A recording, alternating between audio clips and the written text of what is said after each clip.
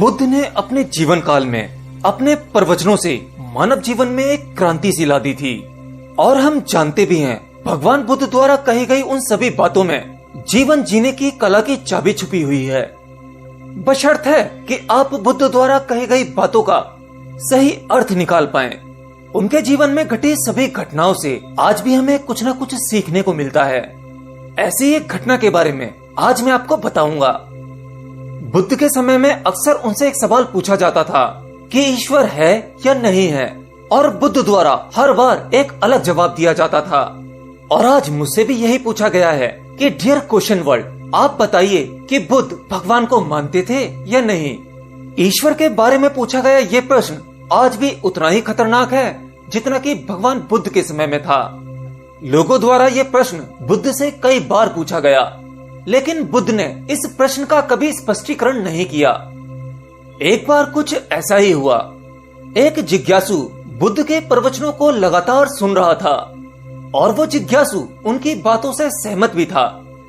वो मानता था कि बुद्ध ज्ञानी पुरुष हैं। तो एक बार बुद्ध ध्यान में बैठे हुए थे और वह व्यक्ति बुद्ध के पास गया और पूछा कि हे बुद्ध, कृपया करके आप मुझे यह बताएं कि ईश्वर है या नहीं। इसके साथ ही मैं आपसे अनुरोध करता हूँ कि मेरे इस प्रश्न का बिल्कुल सीधे सीधे जवाब दें, क्योंकि बुद्ध के बारे में ये बहुत ही प्रचलित है कि बुद्ध किसी भी सवाल का जवाब सीधे सीधे नहीं देते थे। उनके जवाब रहस्यों से भरे होते थे। तो जिज्ञासु ने पूछा कि मुझे ईश्वर के बारे में आपसे सुनना है, ईश्वर है या नहीं। बुद्ध ने उस व्यक्ति को सुना और मुस्कुराए और फिर उस जिज्ञासु से कहा, चलो ठीक है, मैं जवाब दूंगा, लेकिन उससे पहले कुछ प्रश्नों का उत्तर मैं आपसे चाहता हूँ। पहले उन प्रश्नों का जवाब आप मुझे दे दो। उस जिज्ञासु ने कहा, हाँ बिल्कुल, आप मुझसे सवाल पूछिए। तो बुद्ध ने पहला प्रश्न यह पूछा कि क्या तुम सूर्य को मानते हो। अब उस जिज्ञासु ने बुद्ध की तरफ बड़े ही अजीब तरीके से देखा और कहा कि हे बुद्ध, ये किस प्रकार का प्रश्न है? क्या मैं कोई बालक हूँ जो ये बालक से पूछे जाने वाला प्रश्न आप मुझसे कर रहे हैं? सूर्य तो साक्षात प्रकट होता है, पूरी पृथ्वी को रोशनी देता है, पेड़ पौधे कीट पतंगे पशु पक्षी जानवर और हम मनुष्य इन सबको ऊर्जा देता है। सूर्य तो साक्षात है। तब बुद्ध ने पूछा कि ईश्वर को मानने का प्रश्न क्यों आया, क्योंकि जिस प्रकार सूर्य साक्षात है तब उसे मानने का कोई प्रश्न नहीं उठता। तब ईश्वर के एवज में यह प्रश्न क्यों उठा? ईश्वर को मानने की क्या आवश्यकता है? इसका अर्थ तो यह हुआ कि आपके मन में ईश्वर को लेकर कहीं न कहीं संदेह है, क्योंकि ईश्वर सूर्य की तरह प्रत्यक्ष नहीं है। आप ईश्वर को भी बुद्धि से ढूंढने निकले हो, और बुद्धि केवल उन्हीं बातों को मान पाती है जो उसे प्रत्यक्ष रूप से दिखाई पड़ता है, और ईश्वर कभी भी प्रत्यक्ष रूप में आपको दिखाई नहीं पड़ेगा, और अगर दिख जाए तो वो ईश्वर नहीं होगा। बुद्ध ने ये भी कहा कि जो तुम ईश्वर को मानते हो या नहीं मानते, असल में ये प्रश्न ही गलत है, और गलत प्रश्न का भला सही उत्तर कैसे दिया जा सकता है।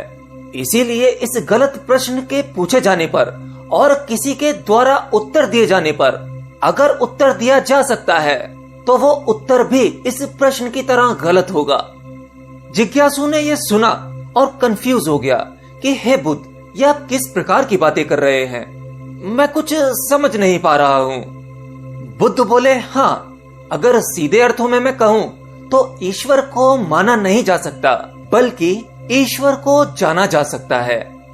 अगर तुम्हारा प्रश्न यह होता कि मैं ईश्वर को जानना चाहता हूँ, तब मैं तुम्हारी मदद कर सकता था, और जब तुम ईश्वर को जान जाओगे, उसका स्वाद चख लोगे, तब तुम भी उस स्वाद को किसी को नहीं बता पाओगे, उस ईश्वर की सीधी व्याख्या नहीं कर पाओगे। हाँ, लेकिन दूसरों को ईश्वर का वो स्वाद चखने में मदद जरूर कर सकते हो। तुम अपना अनुभव किसी को दे नहीं सकते, लेकिन अनुभव करवाने में उसकी सहायता जरूर कर सकते हो। तो इसीलिए आपने बुद्ध के जीवन की जितनी कहानियां किस्से सुने होंगे, वहां आपने देखा होगा कि बुद्ध ने कभी भी ईश्वर के बारे में स्पष्ट रूप से नहीं कहा, और इसके चलते कई बार बुद्ध पर उंगलियां भी उठाई गईं कि बुद्ध को कुछ नहीं पता, क्योंकि बुद्ध इस तरह के प्रश्नों का ठीक से उत्तर नहीं देते थे।